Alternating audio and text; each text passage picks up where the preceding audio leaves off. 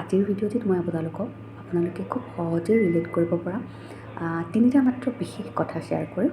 আচলতে এই কথাকেইটা কেইদিনমান পূৰ্বে মই এটা অভিভাৱকৰ মাজৰ মত বিনিময় অনুষ্ঠানত উপস্থিত আছিলোঁ আৰু তাত আমি আলোচনা কৰা কিছুমান কথাৰ মাজত এইকেইটা আছিলে কমন কেইটামান প্ৰব্লেম, যিকেইটা আমি প্ৰায় সকলোৰে ঘৰে ঘৰে প্ৰায় সকলো ল'ৰা ছোৱালীৰ ক্ষেত্ৰত দেখা পাওঁ বুলি ক'লেও ভুল নহয়। তাৰে প্ৰথমটো হৈছে, আৰু এই কথাকেইটা মই শ্বেয়াৰ কৰাৰ সময়ত যেনেকৈ মোক অভিভাৱকসকলে শ্বেয়াৰ কৰিছিল তেনেকৈ মই আপোনালোকক শ্বেয়াৰ কৰিম।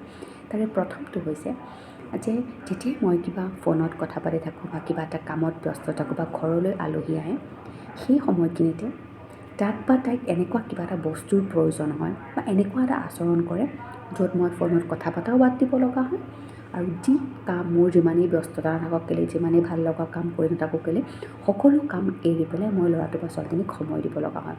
অৰ্থাৎ মই এনেকুৱা এটা দিন গৈছে যে মই শান্তিত ফোনত কথা পাতিও পোৱা নাইকিয়া।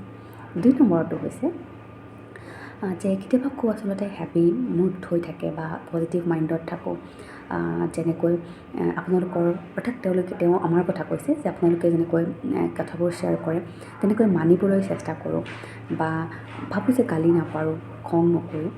তেনেকুৱা সময়তে ক'ৰ পৰা জানো এনেকুৱা কিছুমান সৰু সৰু কথাক লৈ পেলাই মোৰ ল'ৰাটো বা ছোৱালীজনীয়ে এনেকৈ ঠেনঠেননি আৰম্ভ কৰে, এনেকৈ কান্দিব আৰম্ভ কৰে য'ত মোৰ হেপী মুড ছেড হৈ যায় আৰু মই কোনোবাখিনিত খং নকৰোঁ বুলি ভাবিলেও খং কৰিবলৈ বাধ্য হৈ যাওঁ। আৰু শেষৰটো হয়তো আপোনালোকে খুব সুন্দৰকৈ ৰিলেট কৰিব পাৰিব। সেইটো আচলতে সকলোতকৈ বেছি তাতে আমাৰ বহুত পেৰেণ্টছ আছিলে আৰু তাৰ মাজত বেছিভাগৰ ক্ষেত্ৰতে এই প্ৰব্লেমটো আছিলে। সেইটো হৈছে যে কেতিয়াবা আচলতে খুব সুন্দৰকৈ ধুনীয়াকৈ সাজি কাচি ওলাবলৈ মন যায়, বাহিৰলৈ ফুৰিবলৈ যাবলৈ মন যায় আৰু সেই দিনটোতে এনেকুৱা হয় যে কোচৰ পৰা ননমা হয়। আৰু মোৰ আজিলৈকে বা এনেকুৱা বহুত দিন হ'ল য'ত মই খুব ধুনীয়াকৈ ওলাবও পৰা নাই আৰু যেতিয়াই ওলাই যাওঁ তেতিয়াই কোচত লৈ থাকিব লগা হয় আৰু তাৰপিছত মোৰ মুডটো বেয়া হৈ যায় আৰু মই নাভাবাকৈ ইৰিটেট হৈ যাওঁ। হয়তো আপোনালোকে এইকেইটা কথা নিশ্চয় ৰিলেট কৰিব পাৰিছে।